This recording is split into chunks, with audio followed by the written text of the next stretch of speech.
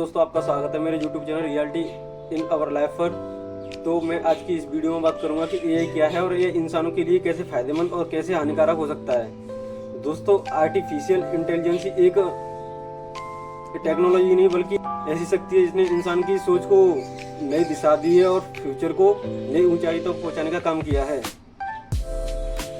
क्या आपको पता है कि एआई का जन्म कब हुआ था? एआई का जन्म सन 1950 में एलन ट्यूरिंग नामक वैज्ञानिक ने किया था। तो उनसे लोगों ने पूछा, सर क्या मशीनें चल सकती हैं, क्या मशीनें इंसानों की तरह सोच सकती हैं? तो इसका जवाब एलन ट्यूरिंग ने एक टेस्ट के जरिए दिया जिसे हम ट्यूरिंग टेस्ट के नाम से जानते हैं।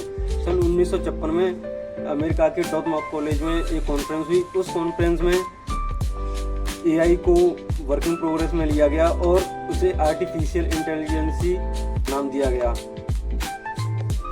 अब बात करते हैं कि एआई किन किन क्षेत्रों में यूज किया जा रहा है। तो दोस्तों, एआई ने ऐसा कोई भी क्षेत्र नहीं छोड़ा हो जिसमें उसका यूज नहीं हो रहा हो। और चौंकाने वाली बात यह है, जिन क्षेत्रों में एआई को यूज किया जा रहा है वो आसानी से सक्सेस होता जा रहा है।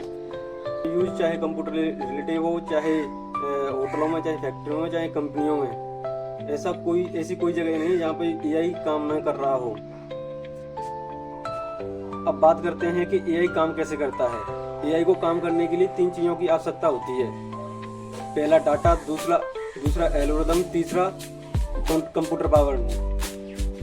डाटा वो जानकारी है जो कि एआई को सिखाने के लिए दी जाता है, और एल्गोरिथम वो फॉर्मूला का समूह है जो कि डाटा को प्रोसेस करने में मदद करता है, और कंप्यूटर पावर वो हार्डवेयर है जो कि इन कामों को फास्ट करने में मदद करता है। एग्जाम्पल मैं आपको समझाता हूँ कि आप किसी मशीन को समझाना चाहते हैं कि वो मशीन चूहे और बिल्ली की तस्वीर में फ़र्क पहचाने कि ये चूहा है, ये बिल्ली है। तो आप कुछ चूहों की तस्वीर और कुछ बिल्ली की तस्वीर उस मशीन को दिखाते हैं और उसे बताते हैं कि चूहे की पूंछ छोटी होती है और बिल्ली की थोड़ी बड़ी होती है। तो इससे मशीन सीखती है और आपको आगे सवाल पूछने पर उसका जवाब देती है। इसको ही मशीन लर्निंग कहते हैं। डीप लर्निंग की सहायता से ही मेडिकल के क्षेत्र में एक्सरे और एमआरआई को रीड करके मरीज रोगों का इलाज किया जा रहा है।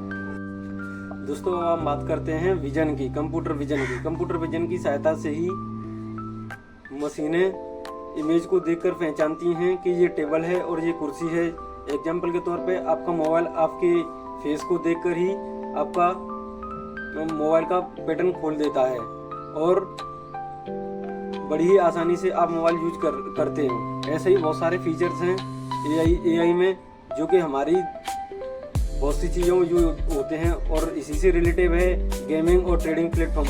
गेमिंग और ट्रेडिंग प्लेटफॉर्म में भी दोस्तों एआई का बहुत ज़्यादा यूज किया जा रहा है, जिससे कि ट्रेडर्स पता लगाते हैं कि मार्केट अब डाउन ट्रेंड में जाएगी और अप ट्रेंड में जाएगी। इसकी सहायता से ट्रेडरों को बहुत ज़्यादा मुनाफा कमाने का मौका मिलता है और वो कमाते हैं। दोस्तों, अब बात आती है नेचुरल नेटवर्क की। नेचुरल नेटवर्क की सहायता से ही एआई रोबोट्स आपके सवालों का जवाब दे पाते हैं। जैसे कि आपके फ़ोन में आप गूगल ओपन करते हैं या चैट जीपीटी ओपन करते हैं तो वो आपके किसी भी सवाल का जवाब बड़ी आसानी से ही दे देते हैं। दोस्तों, टेक्नोलॉजी भरी दुनिया में इंसान इतना आगे निकलना चाहता है कि हर क्षेत्र में एआई को यूज कर रहा है, चाहे टीचिंग लाइन हो चाहे कृषि लाइन।